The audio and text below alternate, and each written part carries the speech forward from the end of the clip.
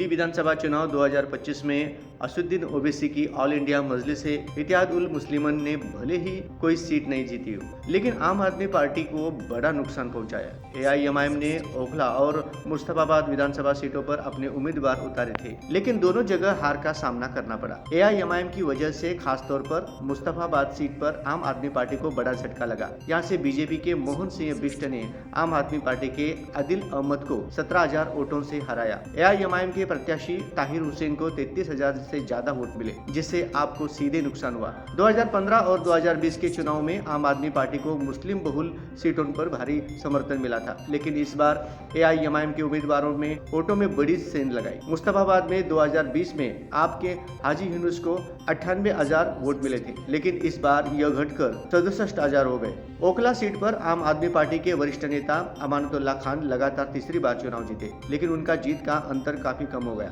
2020 में उन्होंने 70,000 वोटों के अंतर से जीत दर्ज की थी, लेकिन इस बार यह घटकर सिर्फ 23,000 रह गया। एआईएमआईएम के प्रत्याशी शिफा उर रहमान को 40,000 वोट मिले, जिससे साफ हुआ कि मुस्लिम वोटों का बड़ा हिस्सा एआईएमआईएम की ओर शिफ्ट हुआ है। एआईएमआईएम ने सीएए एनआरसी आंदोलन से जुड़े उम्मीदवारों को टिकट देकर मुस्लिम वोटरों को भावनात्मक रूप से जोड़ने की कोशिश की। शिफा उर रहमान जामिया मिलिया इस्लामिया के छात्र संगठन के अध्यक्ष रहे हैं और सीएए विरोधी आंदोलन में सक्रिय भूमिका निभा चुके हैं। ताहिर हुसैन 2020 के दिल्ली दंगों में संलिप्तता के आरोप में यूएपीए के तहत जेल में बंद है। इन दोनों उम्मीदवारों का चुनाव प्रचार जेल के बदले वोट और नाइंसाफी जैसे नारों पर आधारित था। इनके प्रचार के दौरान भी पुलिस का पहरा लगा रहता था, जिससे इमोशनल अपील और ज्यादा मजबूत हुई। सीएए एनआरसी आंदोलन के दौरान अरविंद केजरीवाल के बयानों से मुस्लिम समुदाय में नाराजगी रही। उन्होंने कहा था कि अगर दिल्ली पुलिस उनके नियंत्रण में होती तो शाहीन बाग का प्रदर्शन तुरंत हटा दिया जाता। तबलीगी जमात मामले में